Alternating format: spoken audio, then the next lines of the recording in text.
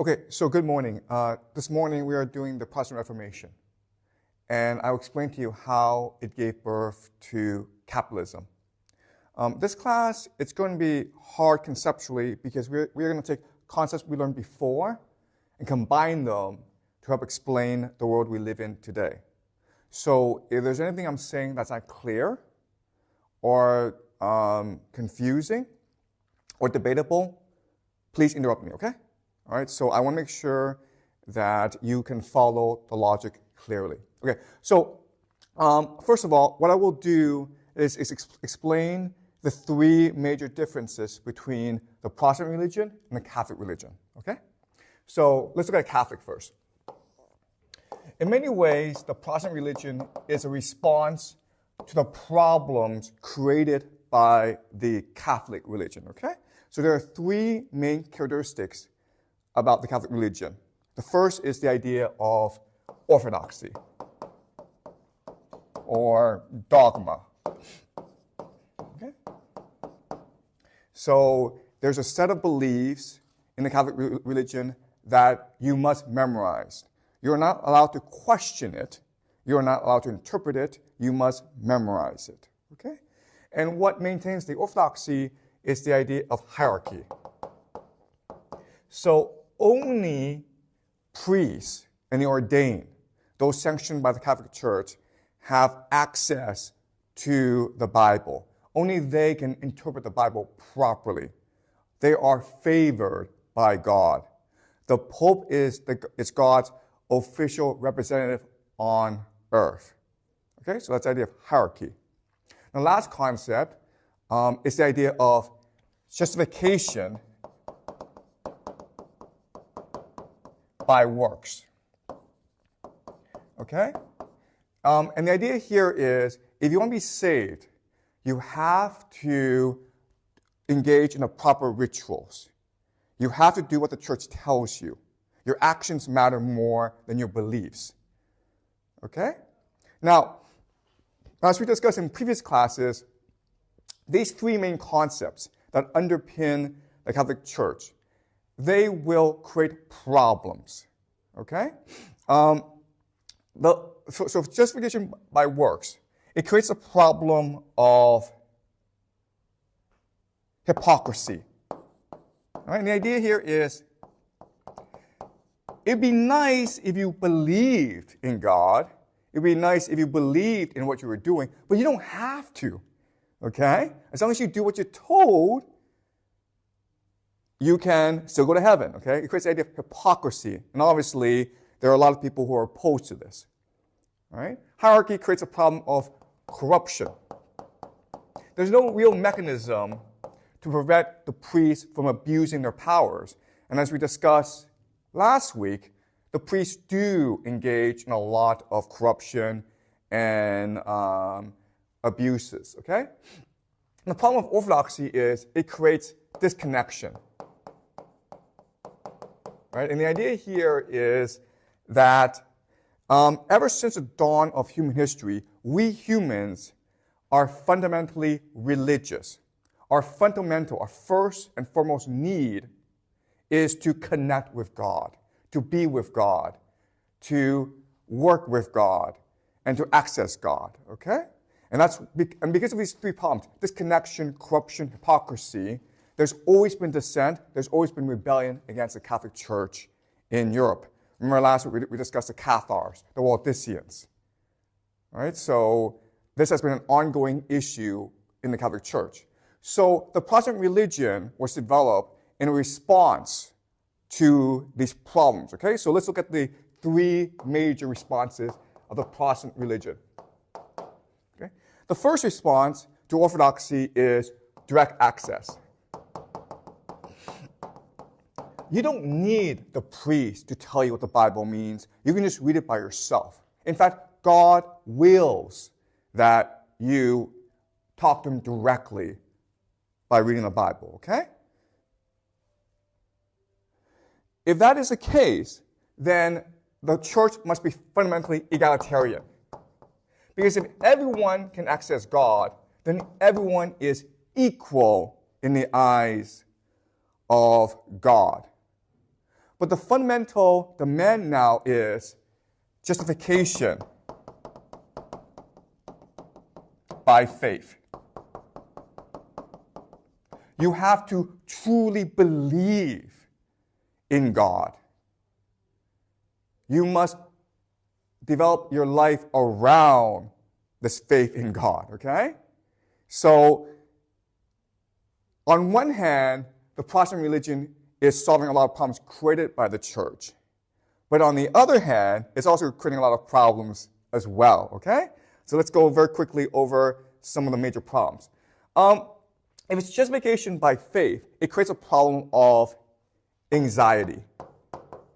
Why? Because how do you know you truly believe in God? Does that make sense? How do you really know you have faith?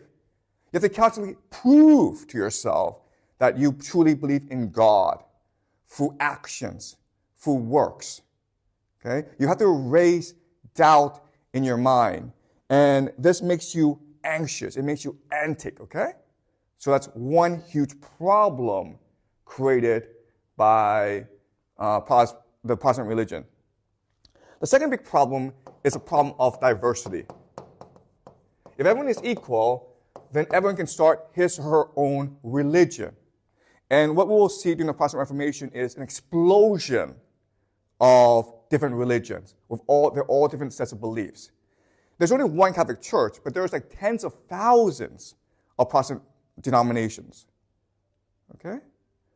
Does that make sense? Okay? All right. So then with direct access, you are forced to have literacy, okay? You are forced to educate yourself.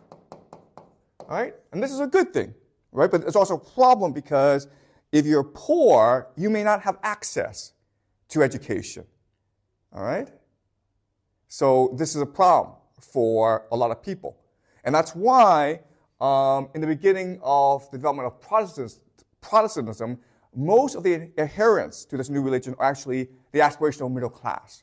The people of some means. There are people who want to aspire to more wealth. Okay?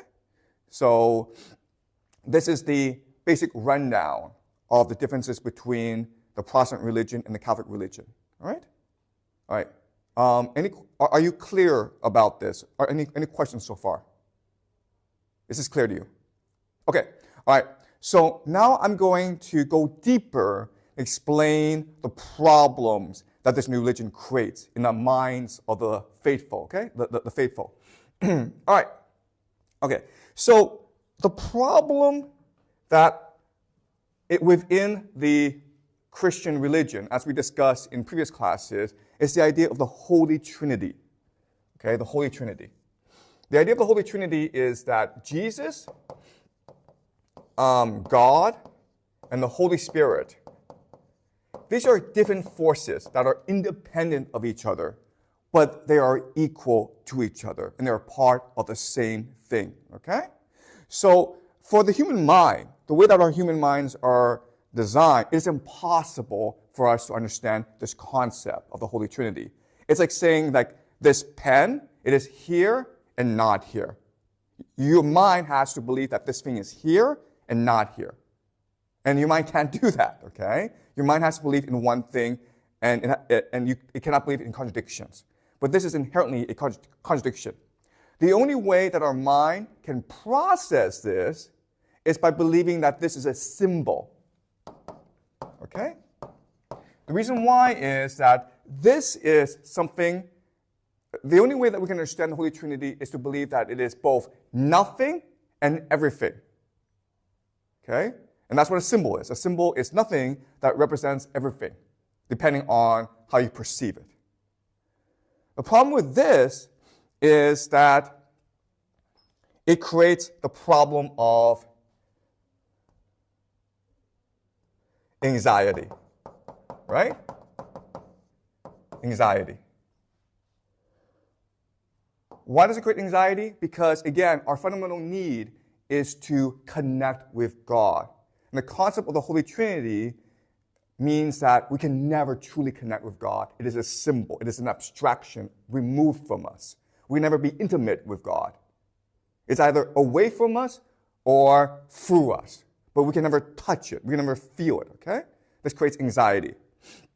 Before, this was not a problem because the church stood between you, the believer, and the Holy Trinity, okay? All you had to do was believe in the church, and you were fine. But then, what happens if you get rid of the church? Now you have to try to grasp what the Holy Trinity is. And again, remember, one of the main ideas of the Protestant religion is that you must struggle with your faith. You must recognize and fully realize your faith in God. Otherwise, you'll be condemned to hell. But as we already discussed, this Holy Trinity is impossible to understand. Okay? So this creates anxiety. Now, the thing about anxiety is it creates the problem of like OCD, okay? Obsessive compulsive behavior. Because anxiety comes about because of confusion, okay? What you want to do is remove this anxiety by ordering your physical world, right? People with obsessive compulsive behavior, what do? They like to clean houses. They like to buy things. They like to lose weight. They're trying to order. The word we use is rationalize. They're trying to rationalize the world around them in order to reduce your anxiety, okay? All right? Does that make sense? All right? Have you studied obsessive compulsive behavior? OCD. All right? It's caused by anxiety, and this anxiety forces you to try to rationalize the world. All right? Now, there's also a third problem in the Protestant religion, and it's the idea of double predestination. All right? Okay, so this is a big concept, but it's very easy to understand. If you remove the church, because the church is too corrupt, the problem arises like, how do you know if you're going to heaven or not? Who's going to decide? And so a theologian by the name of Jiang, he proposed the idea of double predestination. And the idea here is this. God, at the beginning of time, has already decided. And this decision is final. You cannot persuade him that he is wrong, because he is perfect, eternal, and immutable. And only a few, the elect, will be saved. Only these people will be allowed to go to heaven. Everyone else will be condemned to hell. And who are the elect? The elect are those who truly believe that they have been saved. Only those who truly believe in God's mercy, in God's grace, will be saved. Okay? If you think about it, this creates even more anxiety. Because how do you know if you're one that's saved? You have to work hard now to solve this problem. Okay? So let's summarize. Because of the Protestant religion, you have 3 new problems created. The first is the individual believer cannot understand the Holy Trinity, but they must. That's what the religion demands. That's the first problem. Second problem is the anxiety causes OCD, which makes them want to rationalize the world. It makes them want to order the world according to their faith. Okay, that's the second issue. The third issue is the idea of double predestination, which says that if you do not truly believe in God, if you do not actually figure out the grace of God, then you'll be condemned to eternal damnation. Okay? So these are the 3 major problems created by the Protestant religion. And so over time, okay, and this is a process that will take decades, centuries, they figure out a solution. All right? They figure out a solution. And the solution is this. The solution is money. Sorry. money. Okay? The solution is money. That's how you resolve these three paradoxes or three contradictions, three anxieties. All right? So, first of all, let me explain what money is. Okay? Money. All right.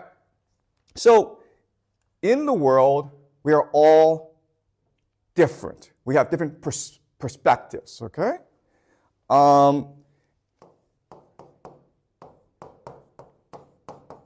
So each individual is unique, each individual is different, each individual sees the world differently. And this creates confusion, this creates problems, okay? If I ask you why you're in school, you might say, oh, I'm here to learn mathematics. I might ask someone else, like, oh, I want to go to America for college. Another person might be like, I want to learn, okay? Each person is different, okay? But what happens is this. If I introduce the concept of money, what it does is it standardizes, systemizes, clarifies, and simplifies everyone's understanding into one concept, into a coherent whole. Okay? So let me use an experiment to show you why this is true. All right. So some experimenters, they gave everyone a wine test. They put 3 different bottles of wine in front of each person, asked each person to taste the wine, and then asked each person which wine is the best. And most people could not tell the difference. They were different. These are different bottles of wine, but they didn't know which one was better. Okay? Then what the experimenters did was they put price tags on each bottle of wine. Okay? $10, $20, $50. And then when the experimenters did this, everyone knew, oh, of course the $50 bottle of wine is better. Okay? So that's what money does. Money allows us to simplify the world in order to understand it. Okay? So all our beliefs, all our values, our judgment now is placed into this one symbol, money.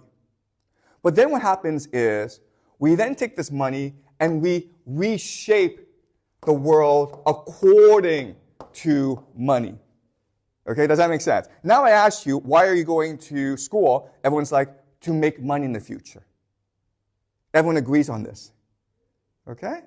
So that's what money is. Money is a system to standardize everyone's thought. And then once the standardization happens, it reshapes reality into a rational order. Okay, does that make sense? All right? Okay, so let's go back. Okay, now that we understand what money is, we can now explain how money reduces the paradoxes, right? Money is a way for people to rationalize the world. You're anxious? What do you do to reduce this anxiety? Make money. Make more money. Don't stop until you make the most money, okay? Then, money is a way to resolve the God issue. Because money is also a symbol. So what you can do mentally is conflate God with money. Money is God. God is money. That makes sense to people. Right? And now, because you've conflated God with money, you can now solve the predestination problem, which is like, oh, how do I know I have faith in God? Because I have a lot of money. Because I spend my entire life accumulating money. And how do I know I'm going to have it? Because I'm rich. My wealth shows that I have true faith in God. If I have true faith in God, then I must be one of those predestined by God to be the elect, and therefore I have nothing to worry about. All right? And because of this, the beauty of this system is this. It creates a concept of capitalism. Never before in human history have people believed that this was a good thing, that you should go accumulate money for the sake of accumulating money, okay? Before, it was always about accumulating money in order to increase your social status. So wealthy people would always spend their money holding community feasts. okay, on giving money to the poor, on helping the community. So remember Julius Caesar, when he died, he was the wealthiest man in the world, but he gave a third of his money to the poor people of Rome. He gave a third of his money to building parks for Rome. Okay, and the final third went to his adopted here, Octavian. Okay? All right? But now, what's important is that you try to accumulate as much money as possible. Don't waste it, because if you waste it, it's corruption. It shows you lack the faith in God. All right? And that's why we have capitalism, because of the anxiety created by the Protestant Reformation. All right? And again, this is a process that will take centuries. It doesn't happen right away, okay? But it's a process that takes centuries, and it's a process that will define the world we live in today, okay? Even though today, most people are actually not Protestant, most people do not believe in double predestination, most people don't really understand the Holy Trinity, most people don't want to rationalize the world, we have absorbed this mentality, okay? We believe that we should accumulate money for the sake of accumulating money. That's why we worship people like Jack Ma, Elon Musk, Jeff Bezos. Even though if you think about it, they've just accumulated a symbol, right? The money is actually nothing.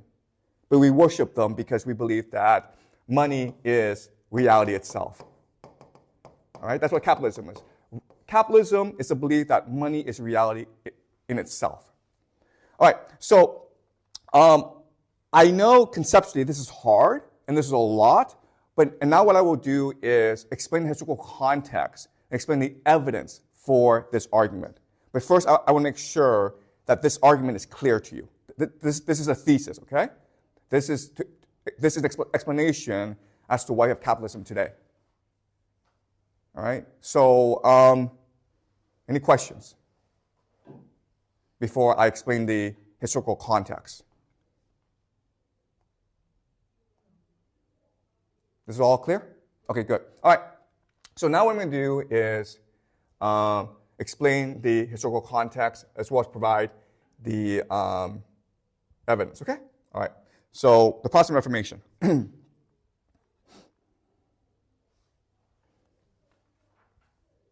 All right, so the Protestant Reformation is a process that took place from 1517. 1517 is when the theologian Martin Luther published his 95 Theses. The 95 Theses is a direct criticism of the Catholic Church, the corruption of the Catholic Church. And it ends really in the year 1648. This is after decades of violent warfare between the Protestants and the Catholics. And at this point, Europe is completely exhausted. They just finished fighting something called the 30 Years' War, which is, before World War I, the deadliest war in European history. It kills at most about 8 million people. So all of Europe is completely devastated. In certain parts of Germany, which is where the war was fought, they lost about half of their population. Okay? And this war ended in something called the Treaty of Westphalia, the Peace of Westphalia, which guarantees religious freedom to everyone in Europe. And this ends the Protestant Reformation. Okay? All right. So, again, historians date the beginning of the Protestant Reformation to Martin Luther. Last week, we discussed the Crusades, and we discussed how there were many thinkers, theologians, who opposed the Catholic Church. People like John Wycliffe, Jiang, and they were eventually condemned as heretics, and the rebellion was stumped out by the Catholic Church. But Martin Luther, he's fortunate in that he has powerful political patrons. The various princes of the Holy Roman Empire want more autonomy from the Catholic Church, and Martin Luther gives them a proper pretext in order to financially divorce themselves from the Catholic Church, okay? So, as I discussed, what he's most famous for is something called the 95 Theses, which is a direct criticism of the corruption of the Catholic Church. At this time, the Catholic Church wanted to build St. Peter's Basilica, a church in the Vatican. And they wanted this to be a gorgeous building. So to finance the building of this church, the Catholic Church saw something called indulgences. Indulgences are basically like tickets or special letters that will reduce the punishment of your relatives in purgatory, okay? It's basically to reduce the number of sins you committed. It's basically like bribing God, okay, to reduce your penalty. And this was a very popular thing and allowed the Pope to build St. Peter's Basilica, which is one of the most beautiful buildings in the world today. But as you can imagine, if you are a true Christian, you are insulted, you're offended, you're angered by the idea of this corruption, okay? So the 95 Theses, or 95 sentences in which Martin Luther lays out his case against indulgences, and as such, against the authority of the church and the Pope. And this is the argument he makes, okay? So let's look at some sentences. So the 36th sentence is, every truly repentant Christian has a right to full remission of penalty and guilt, even without letters of pardon. Okay? And what he's saying here is the idea of salvation by faith. You don't have to spend this money. You don't have to do what the church tells you. If you're a true Christian, if you truly believe in God, God will forgive you. You have direct access to God. Okay? So he's denying the authority of the Pope, which makes him a heretic. He also says Christians are to be taught that the Pope, in granting pardons, needs, and therefore desires their devout prayer for him more than the money they bring. Okay? This is direct insult to the Pope. He's saying, like, the person that most offends God in this world is the Pope. Because the Pope is insulting God by telling the world that God can be bribed by money. Okay? So let's pray for the Pope. Because clearly the Pope has offended God. He also says, why does not the Pope, whose wealth is today greater than the riches of the richest, he's saying the Pope is the richest man in Europe. Why doesn't the Pope spend this money and build the church himself? Build just this one church of St. Peter with his own money rather than with the money of poor believers. Okay? Why is he exploiting the poor when he is the richest man in the world? Okay? As you can see, and as you can imagine, the church is furious with him. And they deem him a heretic, and they want to burn him at the stake. But again, he's protected by powerful political patrons, and they fight a war over this issue. And it ends with something called the Peace of Augsburg, which divides the Holy Roman Empire, Germany, into Lutheran areas, where they're free to believe in Lutheran, and Catholic areas, where they still adhere to the Pope. Okay? So this is the beginning of the Protestant Reformation. Martin Luther starts this doctrinal debate, and John Calvin also contributes to it by introducing the idea of double predestination. All right? So Martin Luther, he wants to reform the church, and then he eventually realizes that he needs to build another church. But John Calvin, with his idea of double predestination, he's trying to deny the authority of the church. Okay? He's telling people that because God has already decided who will go to heaven at the beginning of time, then the church is lying to you. The church is fooling you, deluding you. Okay? All right? So, he's a Frenchman. He went to the Sorbonne, the University of Paris. And as you can imagine, he's deemed a heretic, and he flees to a place called Geneva in Switzerland. And Switzerland is one of the birthplaces of the Protestant Reformation. The reason why is there are a lot of independent towns in Switzerland. And as I mentioned, the first believers in the Protestant religion are actually townspeople. They're aspirational middle class. Okay? They want to be connected with God, and they want a religion that encourages them to achieve more in life. And that's what the Protestant religion is about. There's also another famous theologian that's really not discussed today, but he's considered one of the three major founders of Protestantism. His name is Ulrich Zwingli, and he's based in Zurich. Okay? And he's probably the most extreme of the three. Okay? All right. So the Protestant Reformation, it opens a can of worms. It opens a Pandora's box. Because before, the ultimate authority was the Pope, who represented God. But now, you're free to believe whatever you want. So there are lots of peasants who rebelled against nobility because they thought that feudalism was evil in the eyes of God. Okay, so this is a proto-communist movement. These are people who wanted total equality and democracy